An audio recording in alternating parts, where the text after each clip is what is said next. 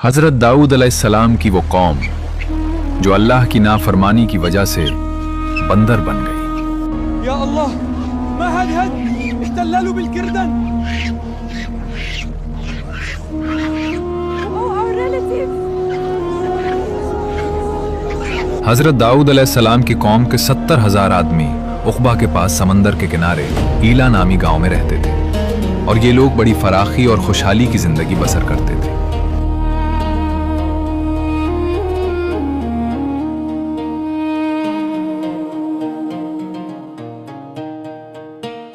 अल्लाह ताला ने उन लोगों का इस तरह इम्तिहान लिया कि हफ्ता के दिन मछली का शिकार उन लोगों पर हराम फरमा दिया और हफ्ते के बाकी दिनों में शिकार हलाल फरमा दिया।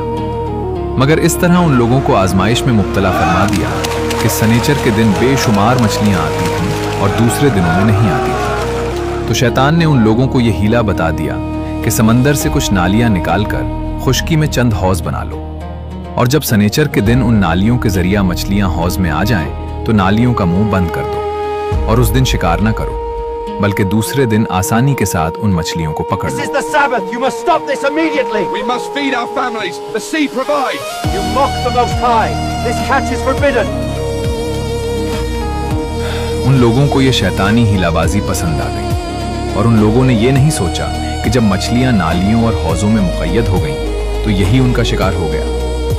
तो सनीचर ही के दिन शिकार करना पाया गया जो उनके लिए हराम था। इस मौके पर उन यहूदियों के 3 गिरोह हो गए। कुछ लोग ऐसे थे जो शिकार के उस शैतानी हिला से मना करते रहे और नाराज और बेजार होकर शिकार से बाज रहे, और कुछ लोग इस काम को दिल से बुरा जानकर खामोश रहे। दूसरों को मना न करते थे, बल्कि मना करने वालों से ये कहते थे कि तुम लोग ऐसी कौम को क्यों नसीहत करते हो जिन्हें अल्लाह ताला हलाक करने वाला या सख्त सजा देने वाला है।